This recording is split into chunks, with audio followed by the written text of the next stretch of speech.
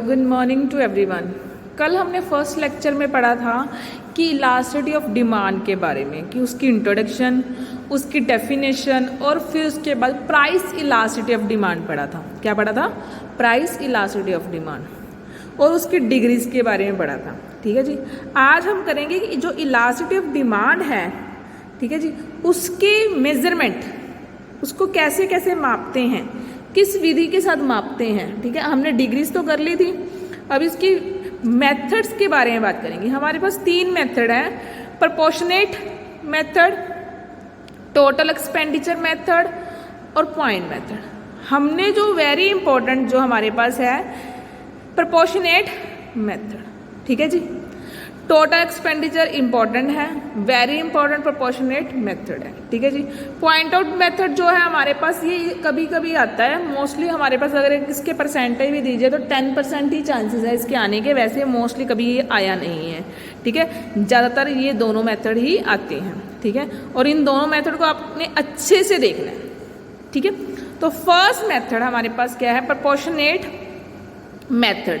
कहते हैं professor martial ने अकॉर्डिंग ये मेथड जो है elasticity of demand is ratio मतलब कि कहता है कि इसका प्रोपोर्शनेट परसेंटेज, ठीक है, change in quantity demanded, change in quantity demanded and proportionate मतलब कि परसेंटेज चेंज इन प्राइस। ठीक है जी, इसको बोलते हैं परसेंटेज मेथड या फिर प्रोपोर्शनेटेड मेथड। ठीक है जी, इसको सीधा फॉर्मूले में हम लिख सकते हैं, ED is equal to price elasticity of demand proportionate change in quantity demanded and proportionate change in price. जैसे कि मैं अभी आपको एक चीज बताती हूँ, जैसे कि देखो हम इस फॉर्मूले को ऐसे भी लिख सकते हैं, माइनस में हमें पता है कि प्राइस और डिमांड का जो रिलेशनशिप होता है वो माइनस में होता है।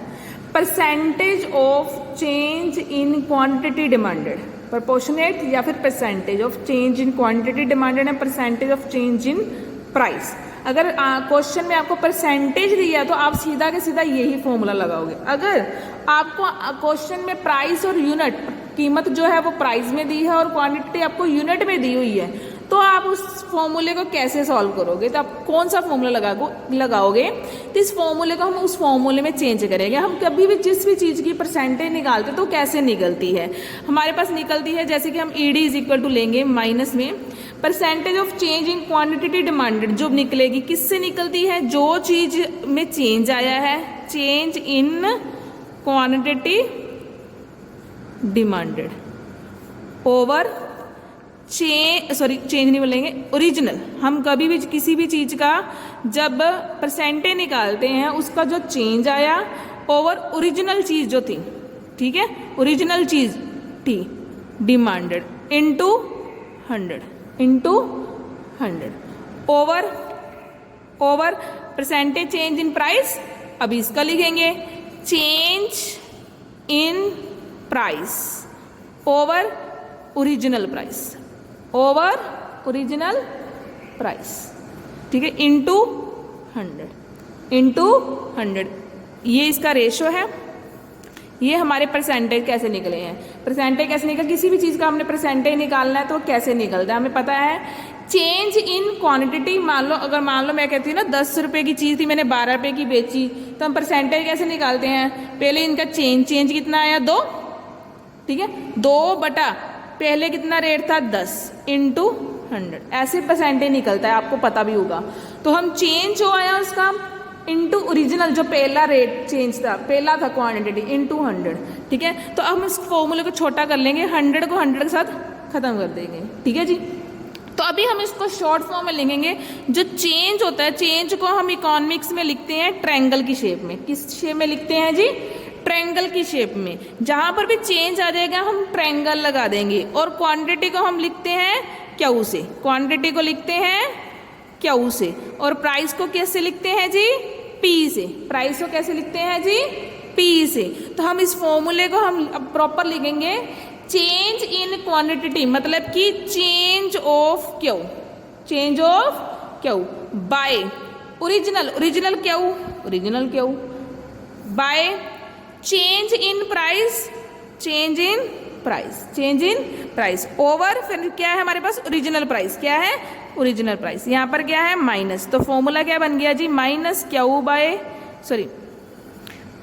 Change of Q by Q into ये change of P by P है ना, ये ऊपर आके क्या हो जाएगा, रेसिप्रोकल हो जाएगा, P bye change of P, change of P. यहाँ पर क्या है हमारे पास माइनस, क्या है माइनस। तो E D is equal to formula क्या बन गया हमारे पास माइनस, हम चेंज वाले एक साइड पे कर देंगे, change of Q by change of P और पी बाय क्यू।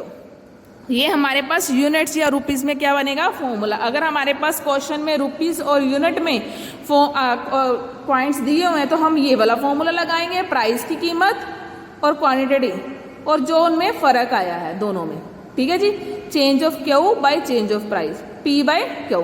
पी मतलब कि जो पहले प्राइस था, क्यू मतलब कि जो पहले ओरिजिनल क्वांटिटी थी। चेंज जो नया चेंज आया है, मान लो 10 से 15 हो गया, फर्क कितना आया 5 का, तो 5 चेंज ऑफ पी, ठीक है जी।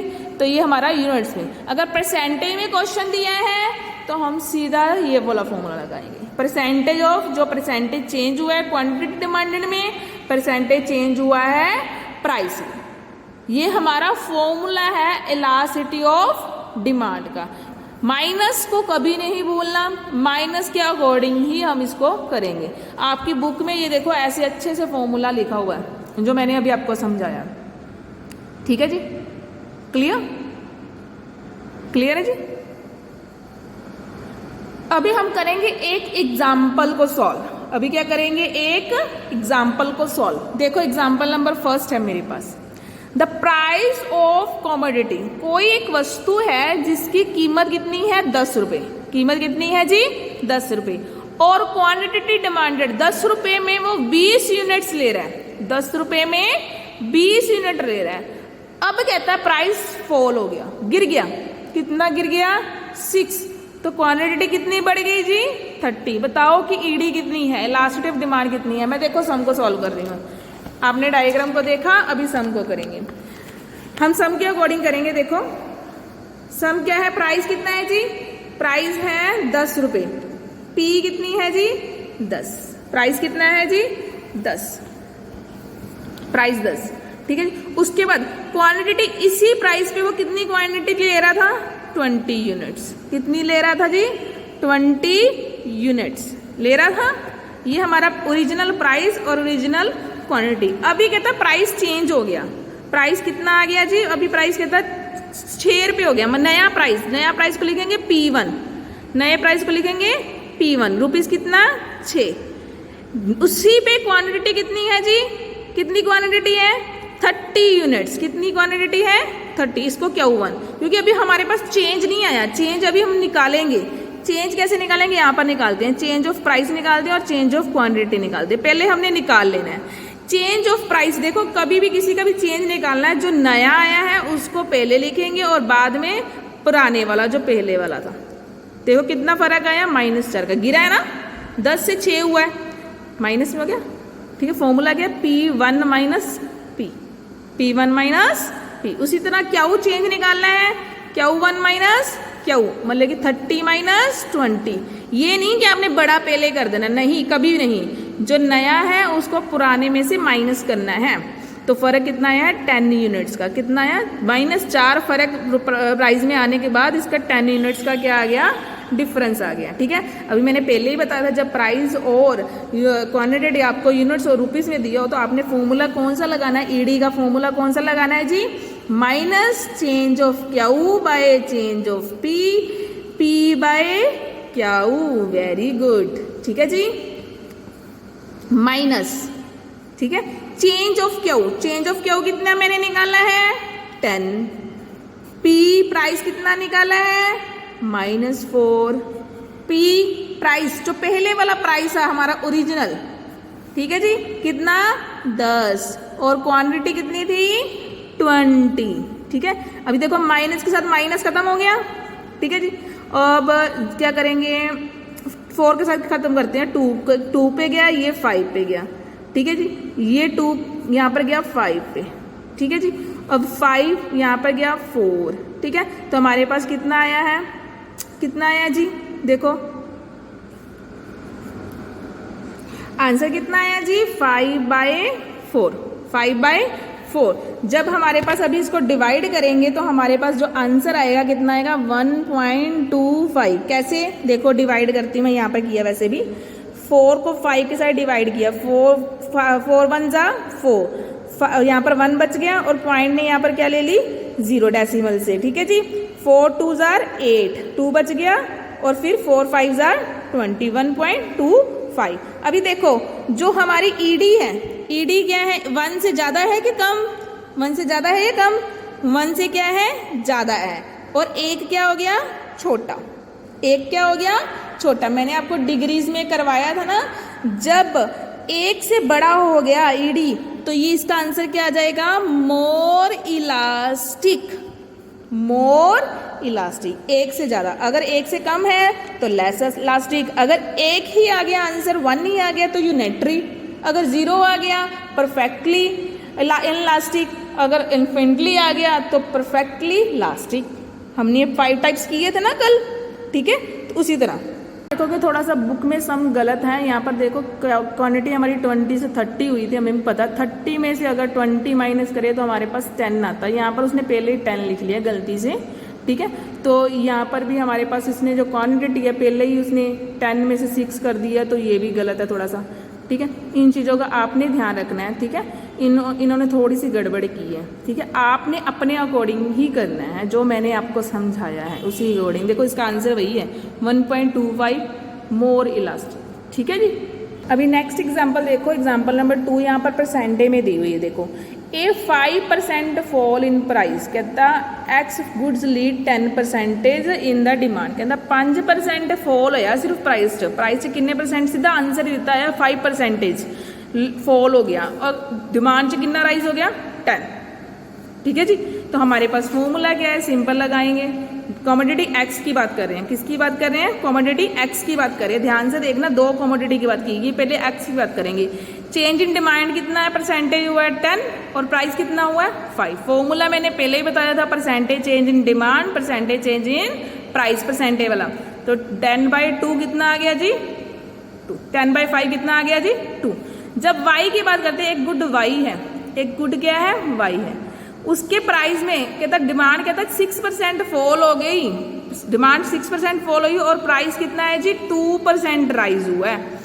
प्राइस कितना, जब प्राइस कहता 2% प्राइस हुआ है तो डिमांड 6% फॉल हो गई, ठीक है। फॉल हुई है डिमांड, तो हमने यहाँ पर देखो, यहाँ पर मैं आपको करवा रही हूँ, ठीक है। गुड एक्स और गुड वाई 2 तरह की गुड्स हैं। 5% फॉल इन प्राइस, ठीक है, fall in price, change in price.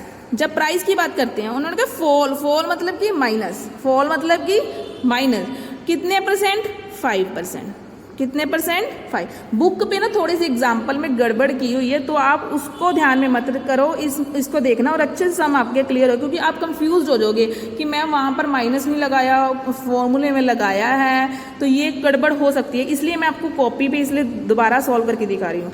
जब फॉल की बात आती है, गिरा, तो आपने माइनस लगाना ही लगाना है, ठीक है। डिमांड कितनी राइज हुई है, चेंज इन डिमांड परसेंटेज हमारे पास है ना, डिमांड कितनी हुई है जी परसेंटेज में 10, कितनी हुई है जी 10%, ठीक है।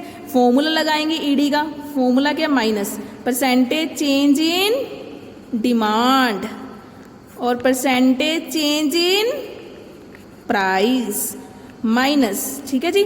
चेंज इन डिमांड कितना है 10, चेंज इन प्राइस कितना है -5, माइनस का माइनस खत्म हो गया, कितना आ गया जी 2, कितना आ गया जी 2। ये गुड एक्स की है, ये ईडी इज इक्वल टू किसकी है गुड एक्स की, ED is equal to good X की। अभी बात करेंगे गुड वाई की, गुड वाई की। गुड वाई में उसने क्या कहा है कि प्राइस जो चेंज इन प्राइस है, चेंज इन प्राइस कितना है जी, राइज हुआ है प्राइस, प्राइस क्या हुआ है राइज हुआ है, कितना 2, राइज हुआ है 2। परसेंटेज अगर इसमें लिख दिया आप तो यहाँ पर लिखो या ना लिखो कोई प्रॉब्लम नहीं है, ठीक है। तो राइज हुआ है price 2, percentage change in demand, change in demand, demand fall हुई है, डिमांड क्या हुई है फॉल हुई है, कितने परसेंट जी 6, कितने परसेंट 6, क्लियर। तो हम फॉर्मूला सेम, यही फॉर्मूला हमारे पास सेम, ठीक है जी। तो फॉर्मूले में हम फिल करेंगे minus demand, change in demand कितनी है जी 6, ठीक है जी, बाय चेंज इन प्राइस 2% है, कितना आ गया 3, कितना आ गया 3, ईडी इज इक्वल टू कितनी आ गई 3। गुड एक्स की ईडी कितनी आई है जी 2 और इसकी कितनी है गुड वाई की 3। दोनों ही मोर इलास्टिक है, दोनों ही मोर इलास्टिक है, दोनों मोर इलास्टिक है। ये 2 1 है और ये 3 1 है, ऐसे भी लिख सकते हो। बट उसने पूछा क्या है, उसने पूछा which is the more elastic, which is the more elastic. आपको भी पता चल रहा है कि दोनों में से मोर इलास्टिक कौन सी है, गुड वाई। कौन सी मोर इलास्टिक है, good Y is more elastic. Clear everyone, ठीक है जी। ये परसेंटेज वाला फॉर्मूला है। जब 4 लिखा तो आपने माइनस लगाना है, ठीक है, 4 लिखा तो आपने माइनस लगाना है, ठीक है, फॉर्मूले में माइनस आएगा ही आएगा। नेक्स्ट हम एक और एग्जांपल करेंगे, जब कई बार प्राइस और क्वांटिटी मिसिंग होती है तब हम क्या करेंगे। एग्जांपल नंबर 8 ले रही हूँ मैं, ठीक है जी, जहाँ पर कभी बार प्राइस भी मिसिंग हो सकता है, कई बार क्वांटिटी भी मिस हो सकती है। तो आपको ये ध्यान देकर, सेम सम है, सेम इशू है, एक ही वे से करना है। आपने वही सम लेना है, वही फॉर्मूला लेना है, जो चीज़ मिसिंग है उसको खाली छोड़ देना है, उस चीज़ को क्या करना है, खाली छोड़ देना है, ठीक है। 2 तरीकों से इस सम को हम कर भी सकते हैं, ठीक है जी। फर्स्ट क्वेश्चन है the market demand for goods ₹4 per unit 100 units. कहता है कि एक मार्केट डिमांड हो रही है जिसमें 4 पे प्राइस पे 100 यूनिट्स बिक रही हैं। कहता है जब प्राइस बढ़ गया, 4 पे से पता नहीं कितना प्राइस बढ़ा है, इसका मतलब कि आंसर जो आएगा 4 पे से ज़्यादा ही आएगा, ठीक है। जब प्राइस बढ़ा, ठीक है, तो रिजल्ट कहता है मार्केट डिमांड फॉल होगी, कितनी होगी 100 से अभी कितना रह गया 75 यूनिट्स। डिमांड गिरी है, प्राइस ज़्यादा होगा। Find out the new price, कहता है नया प्राइस पता करो कितना है। 4 रुपये से ज़्यादा, 4 से 5 होया होगा या 6 होया होगा, 6.5 होया होगा, पता ही नहीं कितनी है, ये पता करना होगा। ये ध्यान में रखो कि 4 रुपये से ज़्यादा हुआ होगा।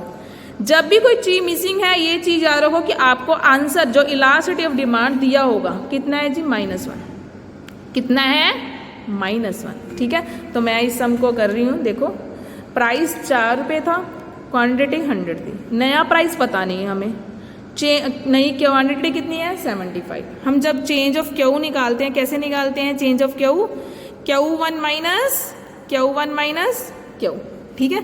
तो हमारे पास कितनी आ गई 75 माइनस 125, कितनी आई है जी 25।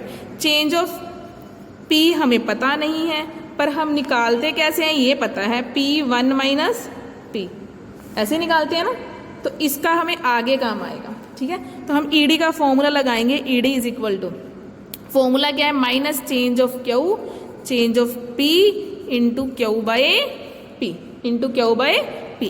चेंज ऑफ क्यू कितनी है जी 25 माइनस 25। चेंज ऑफ P पता ही नहीं, जबकि हमारे पास P1 ही नहीं है जो हमने फाइंड करनी है, यही नहीं है, ठीक है, तो हमारे पास है ही नहीं, इसको मैंने खाली वैसे ही छोड़ दिया।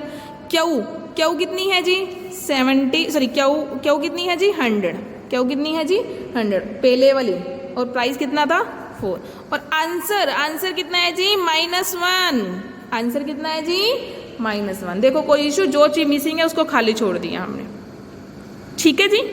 अभी देखो इसको सॉल्व करेंगे, इसको इसके साथ सॉल्व किया, कितना आ गया जी 25, कितना आ गया जी 25, ठीक है जी।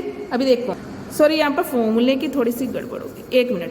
P/Q, ठीक है, P कितना है हमारे पास 4 और क्वांटिटी कितनी है 100। फॉर्मूला ऐसे ही था ना, चेंज ऑफ Q बाय, देखो लास्ट पे हम देखते हैं formula, change of Q bye change of P/Q, तो थोड़े से गड़बड़ हो गई थी वहाँ पर, फॉर्मूला मैंने Q ऊपर कर दिया था। इस चीज़ का भी ध्यान रखना है कि हमने इन्वर्स ही लिखना है, ठीक है जी। P/Q, P कितनी है 4, Q कितनी है 100, ठीक है जी। तो हम अभी क्या करेंगे, इसको इसके साथ कट किया, कितना आ गया 25, कितना आ गया 25 को 25 के साथ कट किया, इट मीन 1, ठीक है। -1 is equal to -1 by change of P। अभी क्रॉस मल्टीप्लाई कर सकते हो आप, change of P is equal to कितना आ गया जी 1, change of P is equal to 1, क्योंकि देखो जब इधर जाएगा ये भी माइनस हो जाएगा और माइनस माइनस क्या हो जाएगा, खत्म हो जाएगा। ठीक है जी। तो अभी हमारे पास चेंज ऑफ पी आ गया, 1 आ गया। तो हमारे पास चेंज ऑफ पी का जो फॉर्मूला था वो क्या था, change of P is equal to P1 minus P, यही फॉर्मूला था। ठीक है, हमने P1 फाइंड करनी है। क्या फाइंड करनी है, P1। देखो चेंज ऑफ पी आ गया 1, P1 फाइंड करनी है, माइनस पी कितनी थी हमारे पास, पहले वाला प्राइस 4, पहले वाला प्राइस कितना था 4। अभी क्या करेंगे 1, ये माइनस इधर के क्या हो गया plus, is equal to P1 is equal to 5 is equal to 4। नया प्राइस कितना 5 रुपीज था। आप सीधा भी फॉर्मूला लगा सकते हो, P1 निकालने का फॉर्मूला है change of P plus P, ये भी फॉर्मूला सीधा लगा सकते हो, वो आपकी इच्छा है कि नया प्राइस जब निकालते हैं जो चेंज आया है, जो पहले वाला प्राइस है उन दोनों का प्लस। ठीक है, तो 1 plus 4 is equal to 5 rupees. तो ये किसी भी चीज चाहे क्वांटिटी मिसिंग है चाहे प्राइस मिसिंग है नए वाला, ठीक है, तो ये ही लगेगा आपका फॉर्मूला। और इसके साथ आपके प्राइस इलास्टिसिटी के सारे सम हो जाएंगे, परसेंटेज प्रोपोर्शनली वाले ही होंगे। ठीक है, टोटल एक्सपेंडिचर वाले हम नेक्स्ट लेक्चर में करेंगे। आज के लिए इतना ही। Thank you and have a nice day.